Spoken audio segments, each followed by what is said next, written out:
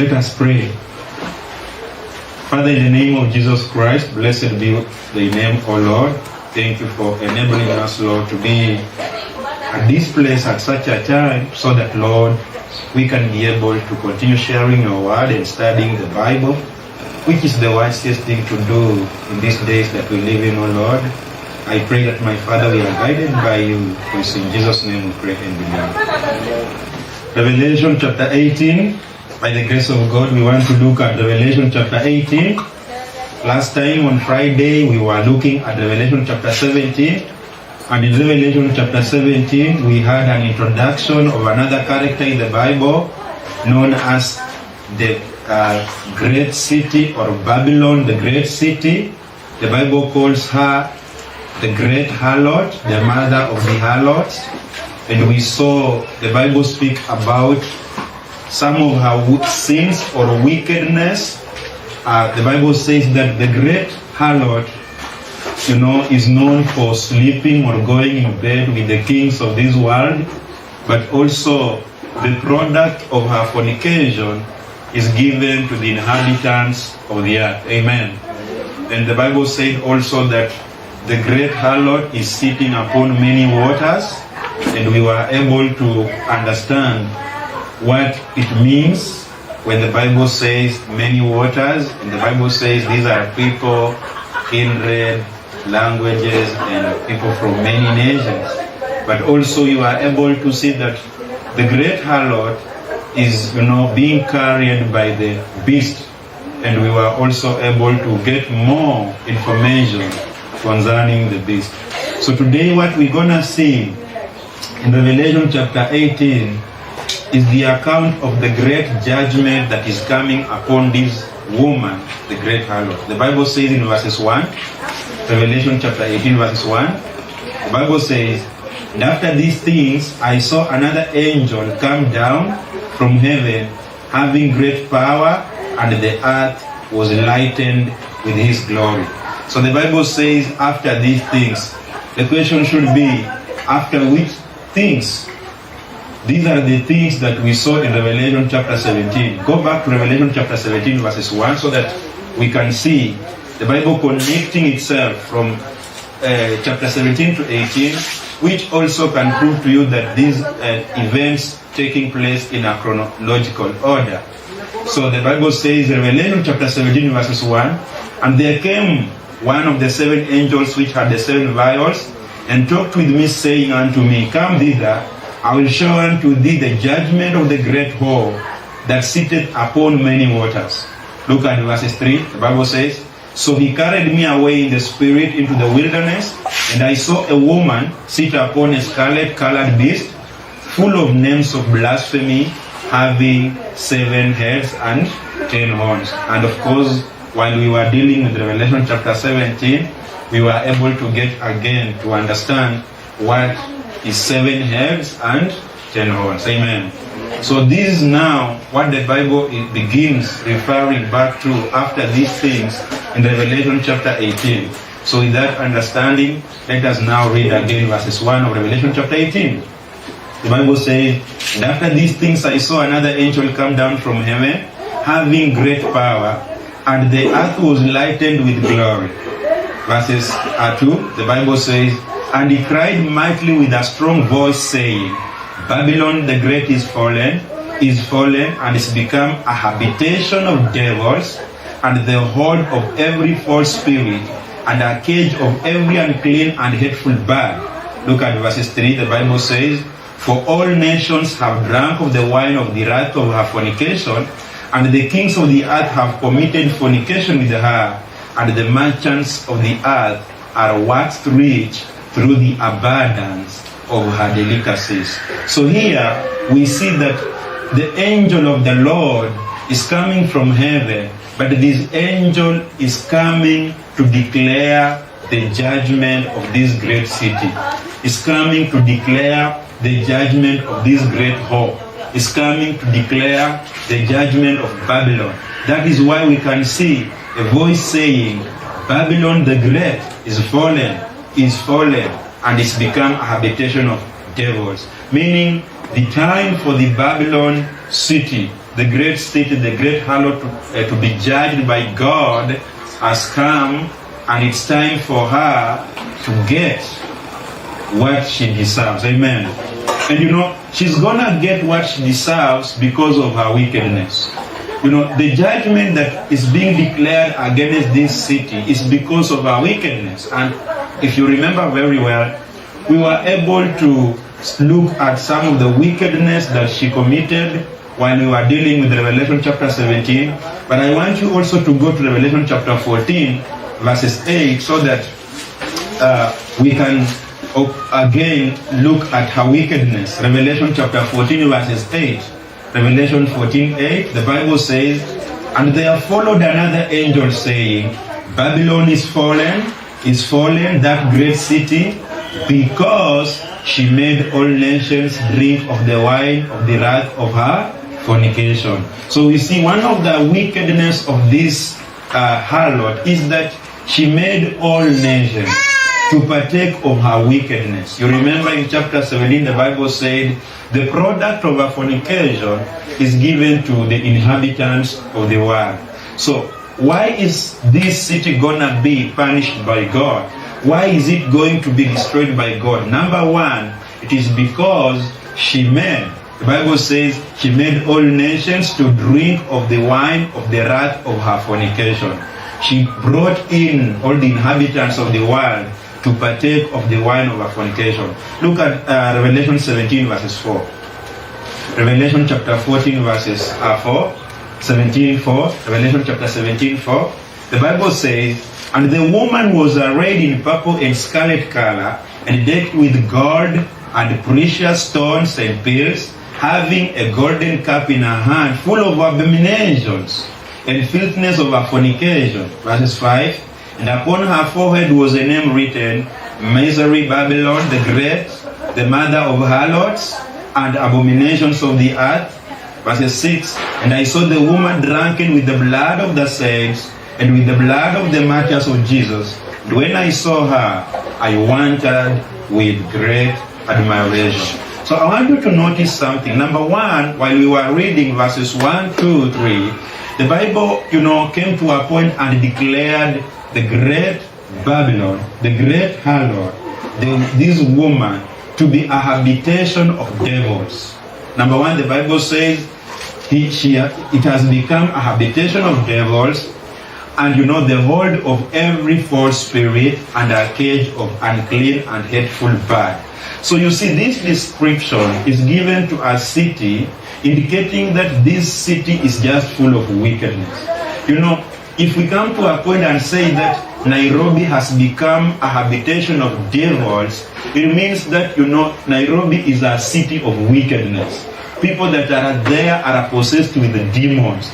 The things they do are just as a result of the influence of demons. Amen? And the Bible says the hold of every false spirit. There's nothing clean with this city. There is nothing holy with this city. There is nothing godly with this city. This is a city that is full of wickedness. This is a city that is full of demons. People are just full of... And you see, the Bible says Babylon is the mother of harlots and abomination of the earth. She is the producer. She is the manufacturer. Every kind of wickedness in the world, be it homosexuality, be it gayism, be it corruption, be it abortion, be it every kind of wickedness. This great city, the great harlot, is the mother of all this. She's the one giving birth to this wickedness. Amen. And also, the Bible speaks about her wickedness, and we were able to review this or to look at this while we were dealing with Revelation chapter 17. The Bible said that she has influenced other nations to partake of her fornication, giving out her product of fornication, but also she produces or manufactures harlotry. We say that. But also we saw that she commits fornication with the kings, but also she has murdered the saints and martyrs of Jesus Christ. In her, there is blood crying. In her, there are voices crying.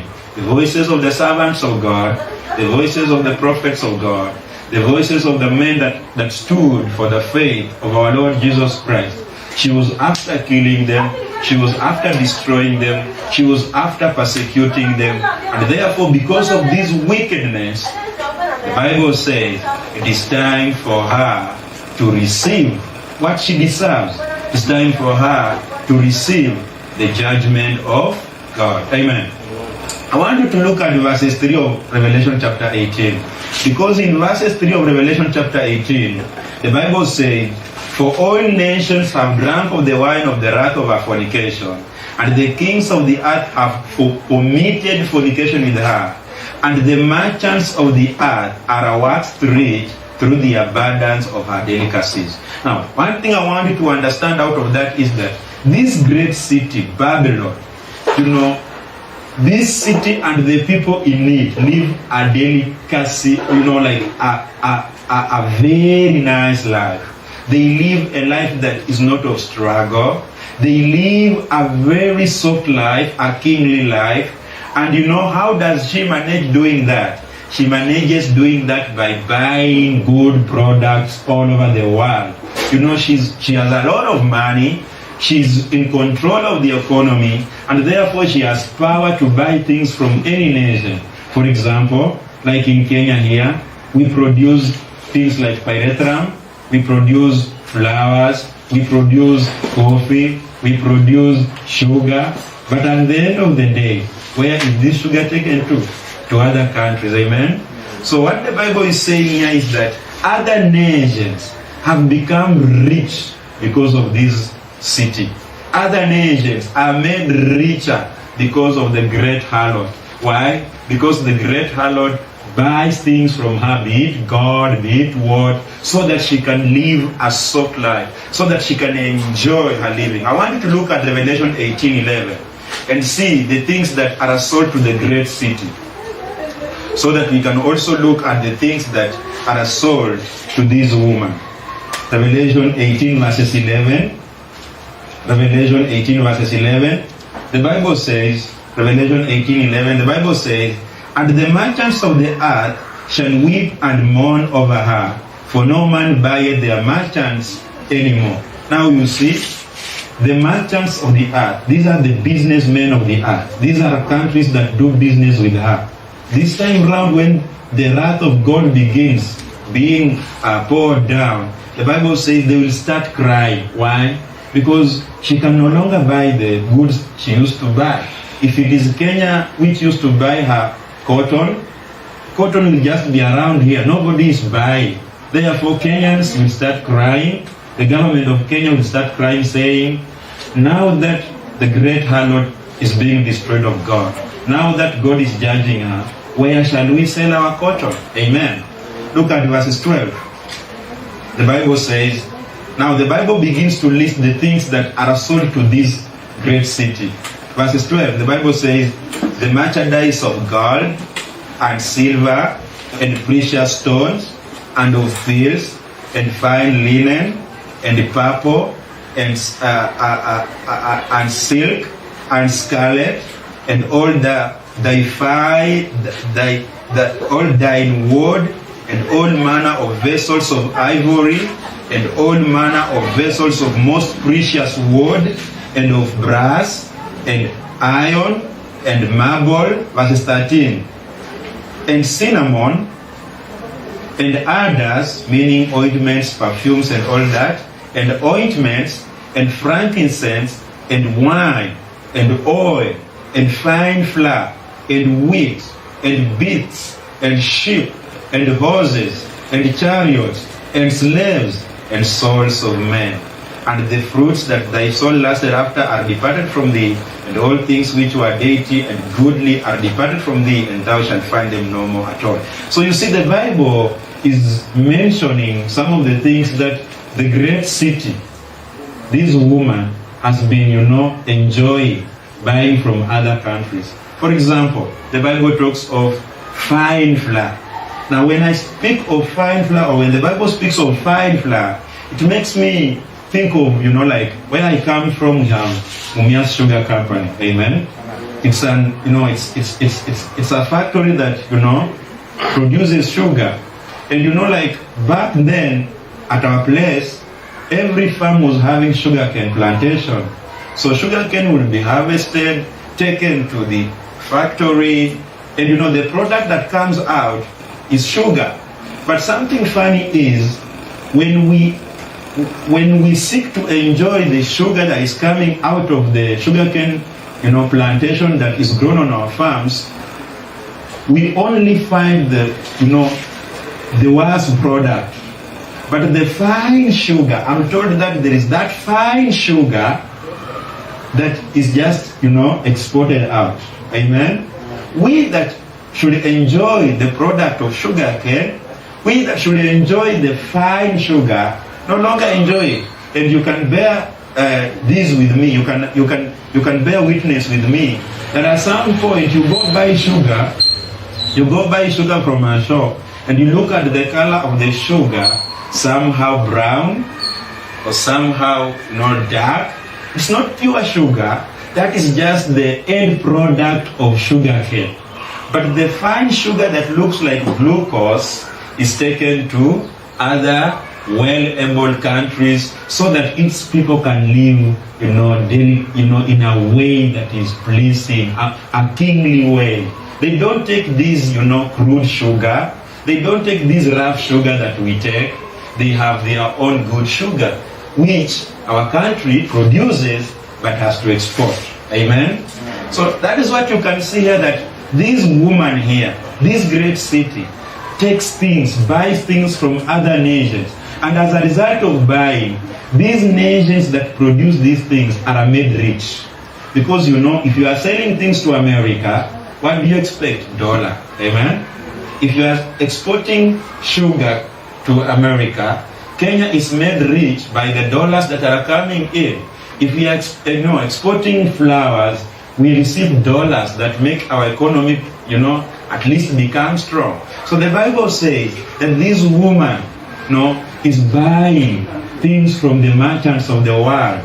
And, as a result of buying these things, she is made, come to a point and feel like I am the one. She doesn't have any trouble. She has all the supply. She has all what she needs. Amen. Let us go back to Revelation chapter 18, verse 4. Revelation 18, verses 4. The Bible says in Revelation 18, verses 4, "And I heard another voice from heaven saying, Come out of her, my people, that you be not partakers of her sins, and that you receive not of her plagues."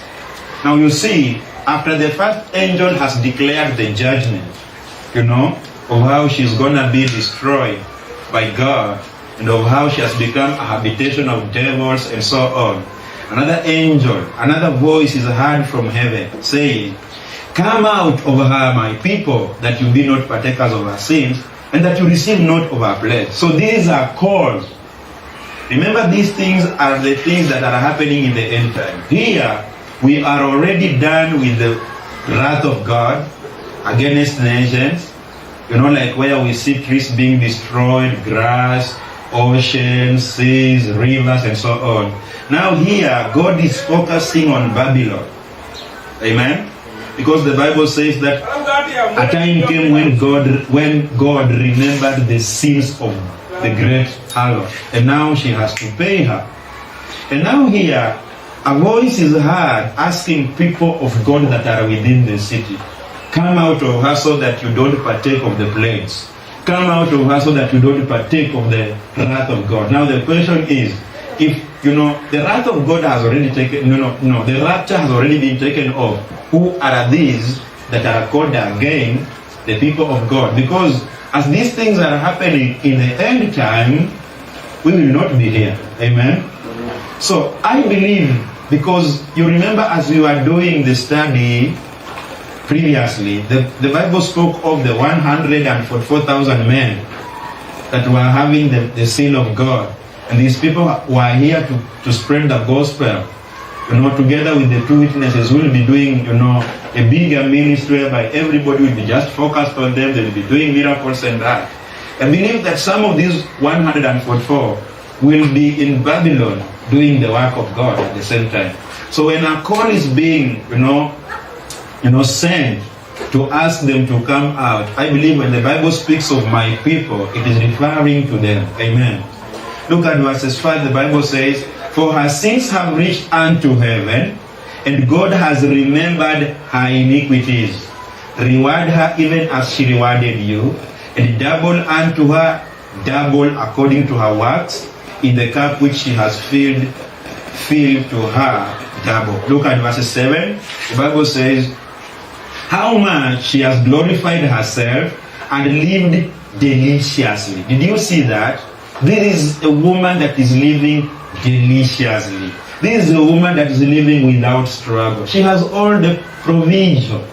She has all the supply. She has gold, fine flour, she has slaves, she has the souls of men, she has all the good perfumes that you can ever think of that are being produced with these, other countries. She has silver, she has all the precious stones. And the Bible says she lived deliciously. And the Bible says she has glorified herself. Amen? She has lifted herself. Time comes whereby and especially with the rich guys, when they feel that they have everything, when they feel that they have the supply they need, a time comes when it is easy to forget that there is God that is providing you these things. And then you start glorifying yourself. The Bible says this woman here has glorified herself because of the supply she has, and she has lived deliciously. So much torment and sorrow give her, for she said in her heart, I sit as a queen, and am no widow, and shall see no sorrow. Did you see what she said in her heart? I sit as a queen. I have no problem. I am okay. I am not a widow. I have the supply that I need, and shall see no sorrow. So this is to show you that she's proud. Right? Amen. It's like when we go out for soul winning, people that have everything, they will begin asking you, did you sing with any problem? I am okay. What is your problem? Are you hungry? Do you want me to buy you some lunch? So this woman here is proud. She's full of wickedness. She's committing fornication with kings. She's taking the product of fornication, giving to the inhabitants of the world. She's sitting upon many waters.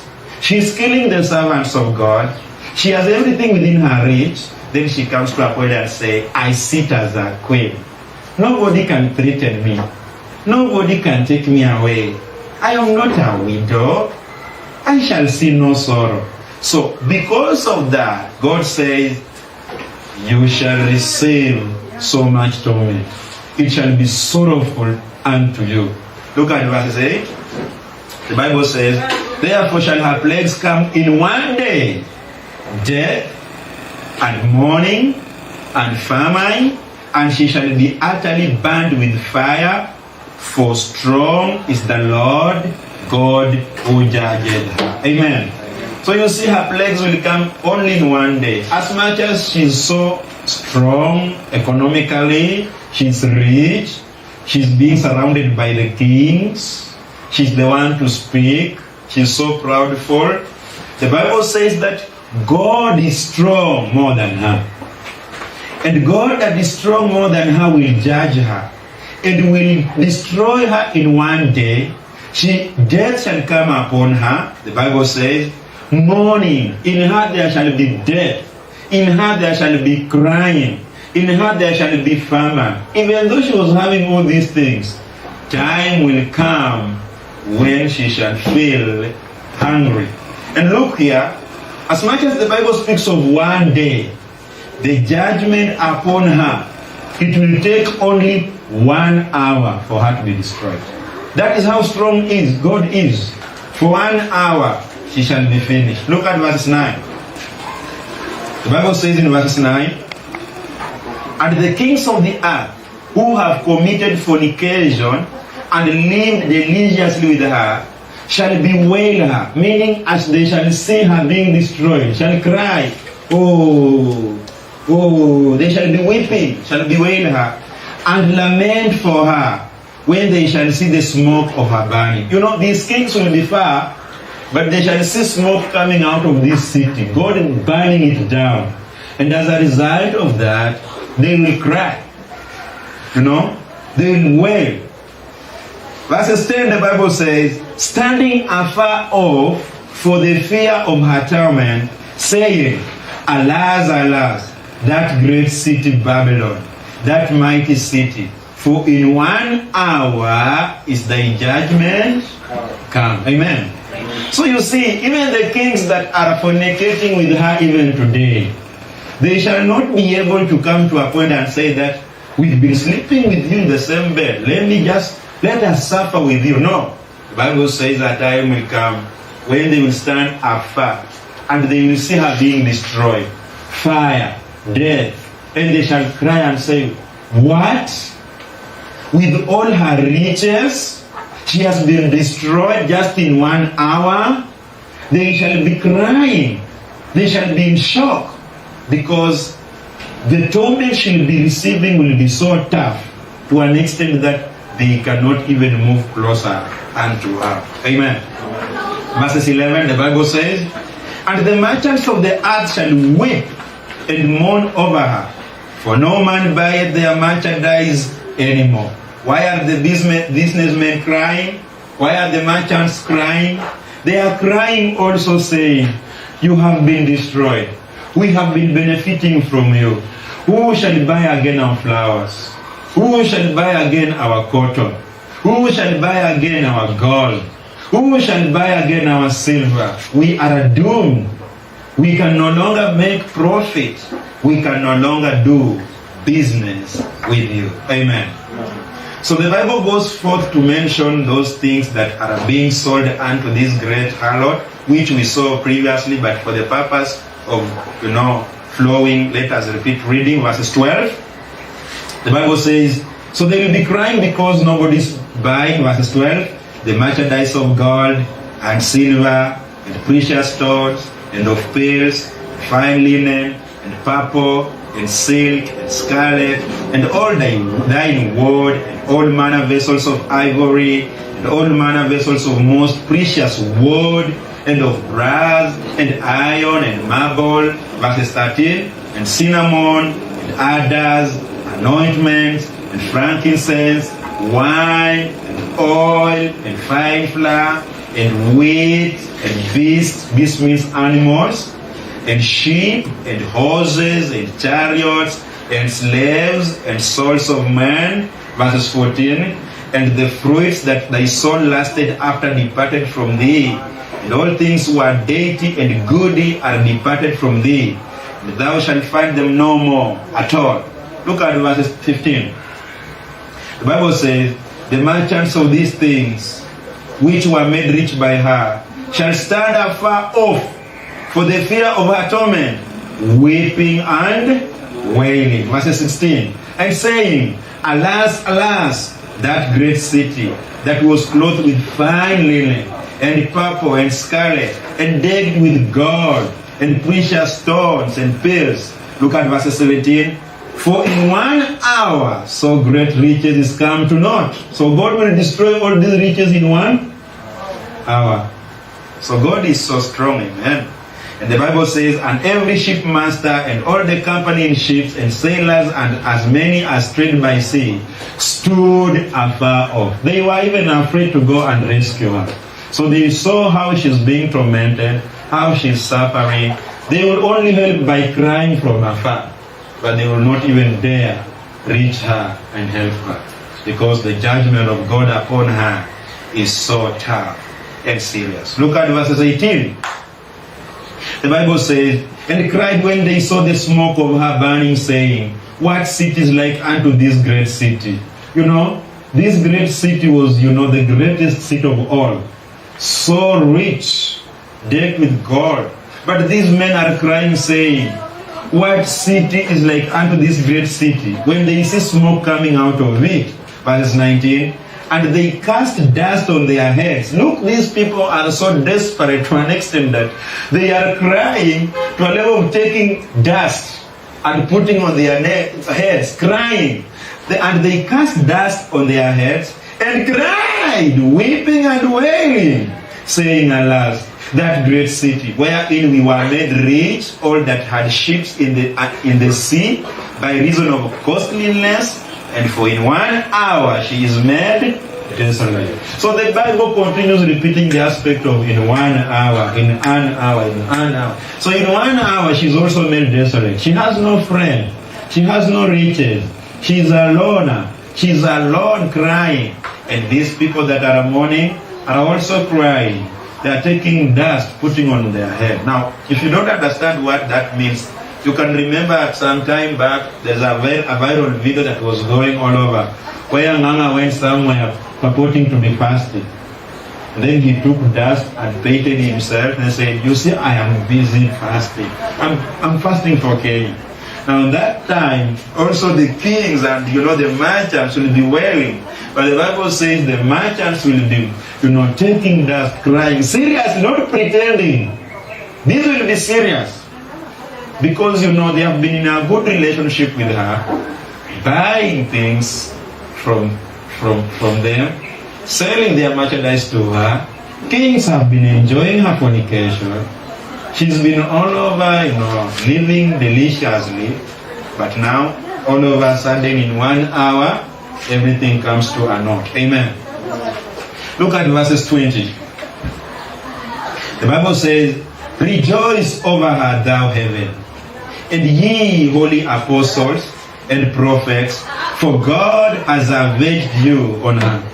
Now you see, this is the opposite of what we've been seeing.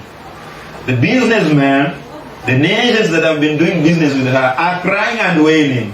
On the other side, the servants of God, the prophets, are being told, rejoice, be happy. When you see her being destroyed, be happy, rejoice. Let me tell you one thing. When we will see God destroying the wicked people of this world, it will not be our time to cry. Amen. It will not be our time to feel sad. It will be time for us to rejoice, because one thing we know is that God will be paying. God will be doing justice. God will be giving them what they deserve. Because the Bible says here, they are being told, rejoice over her, thou heaven, that all that are in heaven, rejoice, be happy, because he's being destroyed. And ye holy apostles, the 12 apostles of Christ, and prophets, for God has avenged you on her. Why? Because she poured their blood. Amen? She killed the saints. She killed the servants of God. Remember, one of the wickedness of this woman is that in her, there is the blood of the prophets. There is the blood of saints, crying every day before God. When will you revenge? And now here, as they see God revenging, they don't feel sad. They say, oh yes, our blood is being avenged. God is paying her for killing us. Amen. Verses 21, the Bible says, and the mighty angel took up a stone. Look at this. And the mighty angel took up a stone like a great millstone, and cast it into the sea, saying, thus with violence shall that great city Babylon be thrown down, and shall be found no more at all. Verses 22. And the voice of the harpers, and musicians, and of pipers, and trumpeters, shall be heard no more at all in thee, and no more craftsman, and no craftsman, and of whatsoever craft he be, shall be found any more in thee. And the sound of millstone shall be heard no more at all in thee. And the light of a candle shall shine no more at all in thee. And the voice of the bridegroom and of the bride shall be heard no more at all in thee. For thy merchants were the great men of the earth. For by thy sorceries were all nations deceived. Verses 24. And in her was found the blood of the prophets and of the saints and of all that was slain upon the earth. Amen. So this is the finality of everything. No music will be heard in her. No trumpets will be heard. No singing. Nothing. The craftsmen. No light. It will be darkness. Everything. When the angel shall take a stone and throw down into the sea, it will be a declaration of telling the world that no more Babylon. It is finished with her. She can no longer come up again. She will rise up no more. Everything has come to an end. Amen. Brothers and sisters, before we conclude, then the big question should be, who is the Babylon of today? And the reason why I ask this question, and I also want you to ask yourself this question, is that you have to understand that in every generation that has ever existed in this world, there was a Babylon. Amen. There was a Babylon. If you read the Bible, you will see Daniel speaking about Babylon. Jeremiah speaking about Babylon. And so, even if we have a Babylon today, I will not say that the Babylon that we have today maybe is not the one being spoken of here, because we don't know the timing of God to come in and begin rolling out the events of the end time, where we see the Antichrist coming up, where we see the persecution of saints, the rapture, the wrath of God, then the destruction of Babylon. But again, you have to realize that it is possible that we have our Babylon today. Because if you look at the description of whatever you've seen there, that this is the great city, well financed, having money, dollars, these are cities that can buy Kenya. Amen. These are cities that can command Africa, and Africa has no option but to obey. That could be the Babylon of today. But before we look at, or whether we come to a point and start asking ourselves, who is the Babylon of today? Let us look at the Babylon during the time of Jeremiah. Now, in the book of Jeremiah chapter 51, I'm going to read quickly so that you can see that the Babylon that was there during the time of Jeremiah received the same judgment that we see in the book of Revelation 18 being spoken of the latter time Babylon. But as Jeremiah was speaking concerning the Babylon of this day, he was also prophesying about the end time Babylon. So you will see, the judgment that Jeremiah is speaking against the Babylon of this day being also spoken of the Babylon that we will come in the end. Amen. Jeremiah 51:60, verses 60. So Jeremiah wrote in a book all the evil that should come upon Babylon.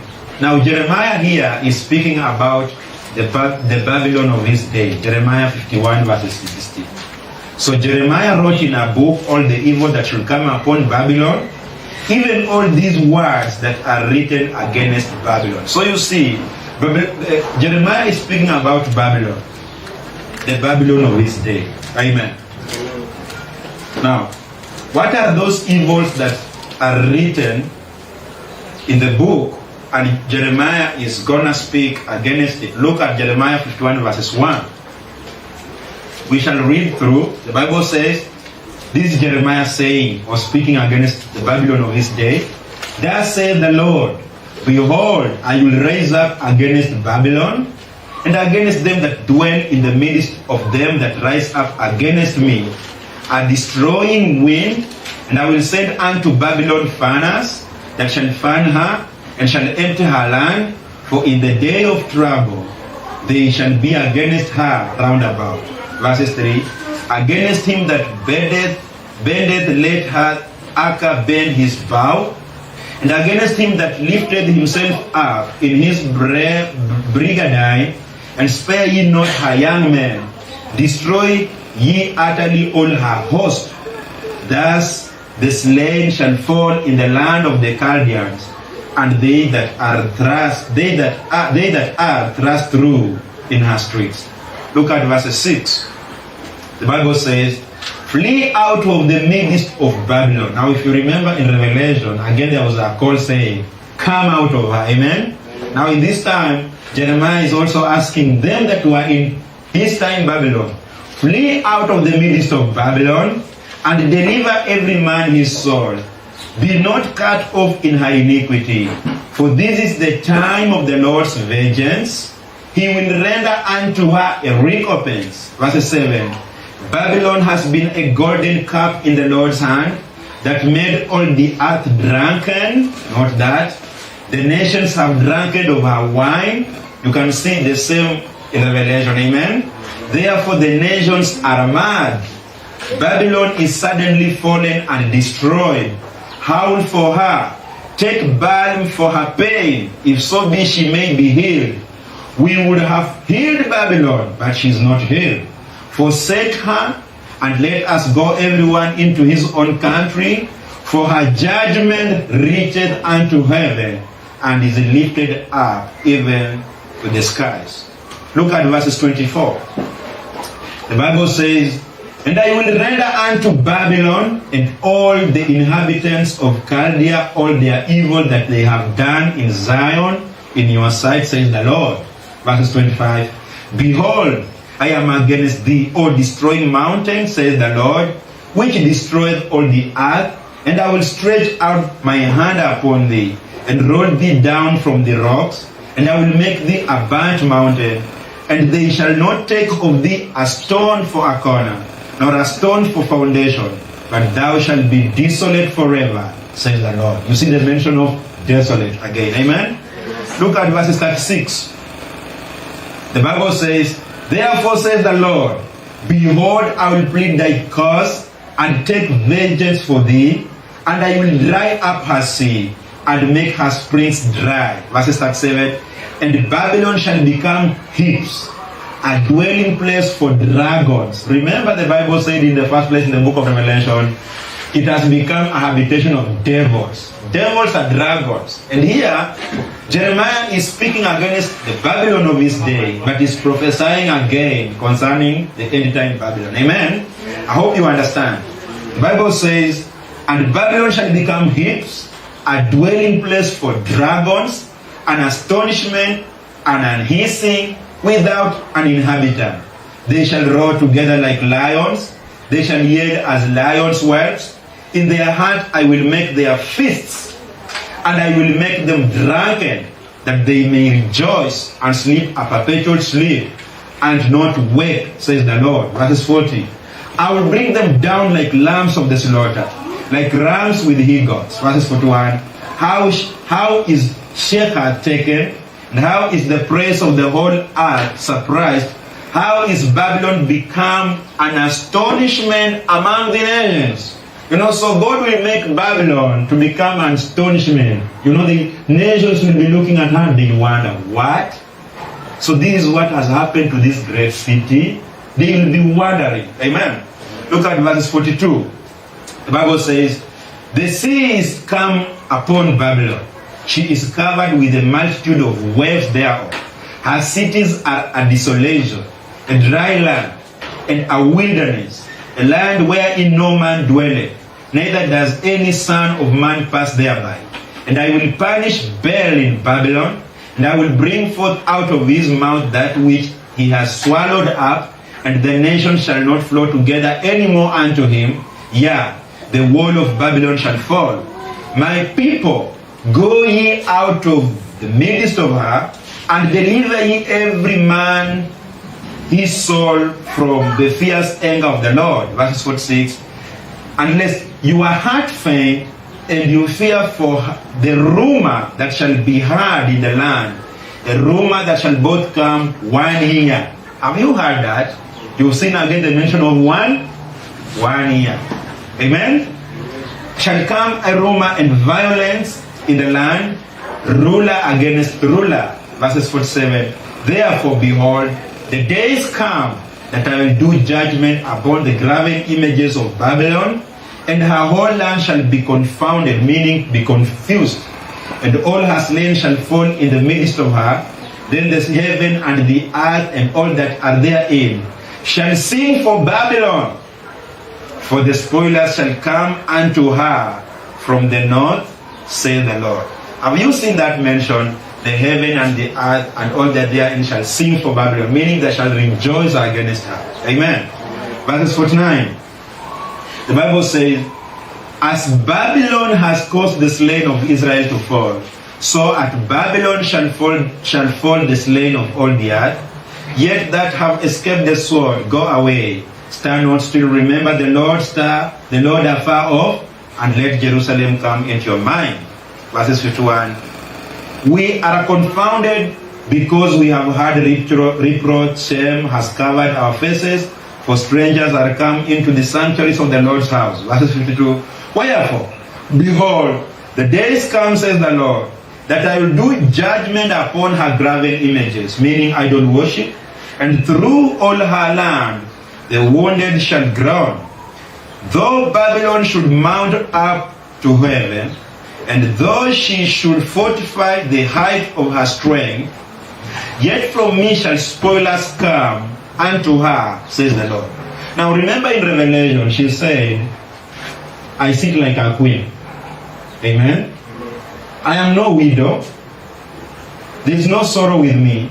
It's the same thing, the same concept we see here.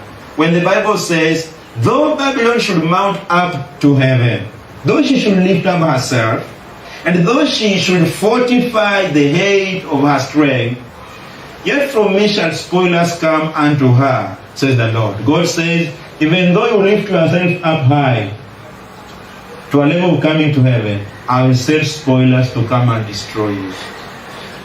Verses 54, the Bible says, a sound of a cry cometh from Babylon, a great destruction from the land of the Chaldeans, because the Lord has spoiled Babylon and destroyed out of her the great voice. When her waves do roll like great waters, a noise of their voice is uttered, because the spoiler is come upon her, even upon Babylon, and her mighty men are taken, even one of their bows is broken, for the Lord God of recompenses shall surely require. Verse 57.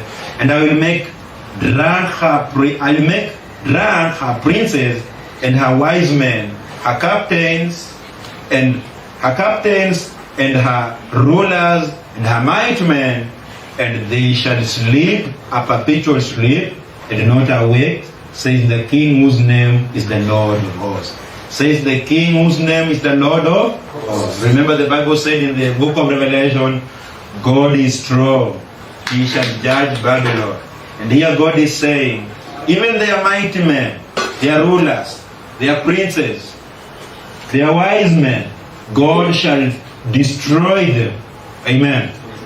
The Bible says in verses 58, thus said the Lord of hosts, the broad walls of Babylon shall be utterly broken, and her high gates shall be burned with fire, and the people shall labor in vain, and the folk in the fire, they shall be weary.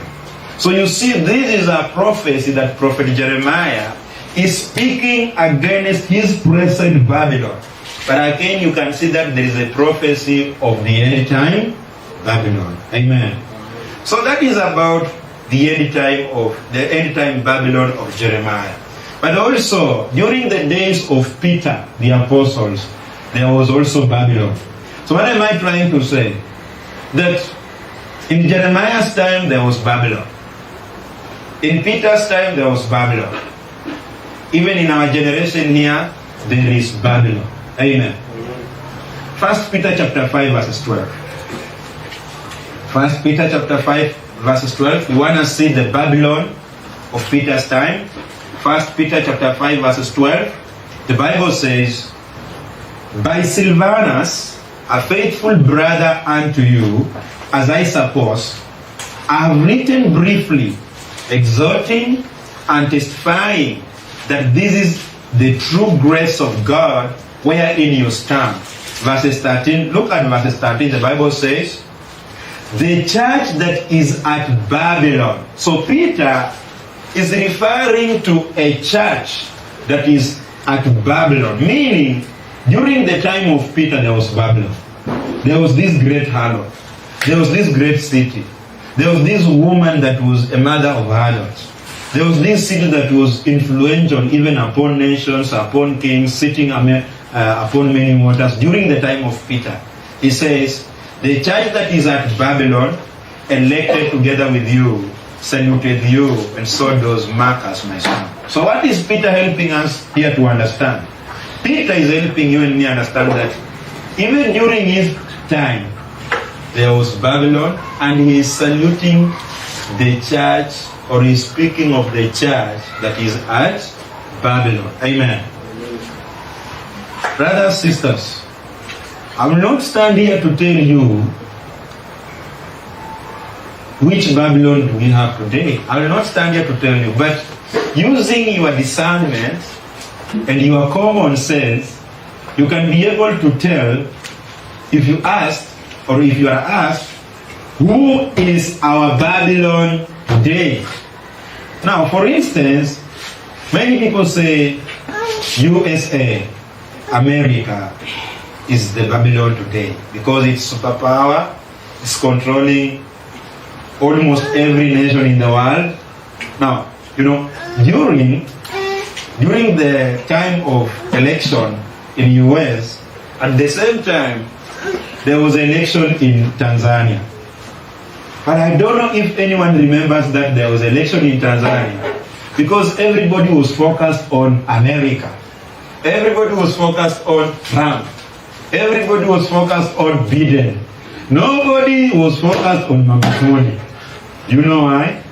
Because everybody was looking upon America, because everybody understands that America controls the economy. America is so powerful. You know, anybody that is a president of America, that is a very powerful man, you know, in the whole world. When Obama was the president, everything was about Obama. Today, we have Magufuli in Tanzania. I don't think if there is anyone in the world, let's say maybe in Saudi Arabia, or let's say maybe in Kenya or in Uganda, that will name his child or her child Magufuli. But I assure you, in Africa here, that day Biden will be inaugurated with mothers that will call their children Biden. Amen? Yes. Just the same way when Obama became the president. You go to Kisumu, Obama. That child that was born that day Obama became president is called Obama. Everywhere, Obama. So with people that believe that USA is the Babylon of today, I also believe the same. Because let me ask you, where do you think the wickedness, the abomination of homosexuality is coming from? Where is it coming from?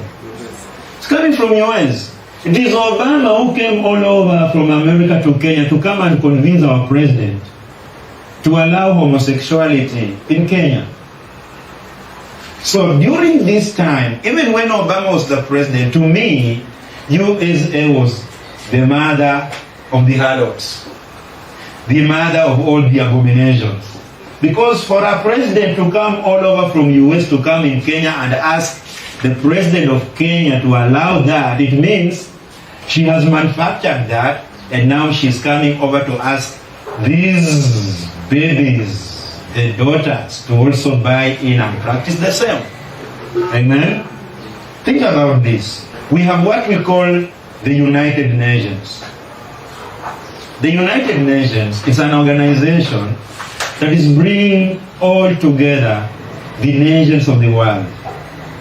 And you know, the United Nations itself is a clear picture of the Tower of Babel, if you read the book of Genesis, where people in the whole world were coming together, building a tower with an intention of reaching God, until God came to a point and said, no, I will destroy and go. I will go and confuse them. Why? Because they were speaking one language. Today we have United Nations. What is its goal? So that it can bring all these nations together and speak one language. Amen?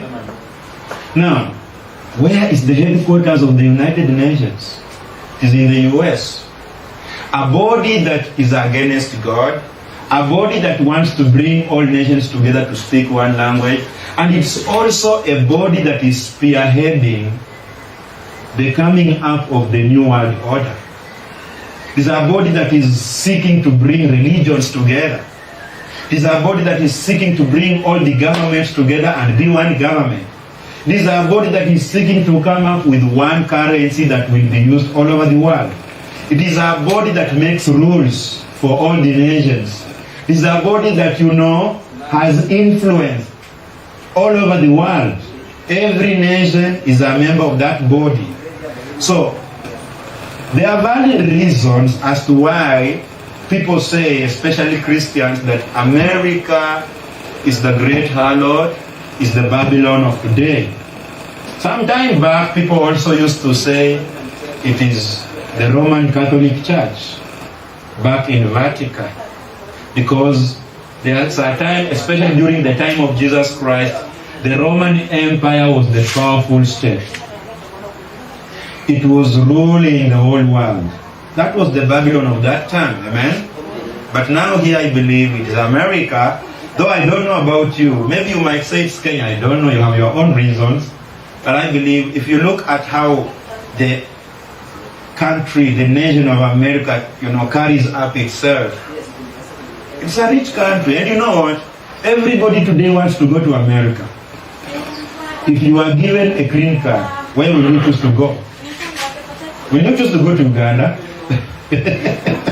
Will you choose to go to Tanzania?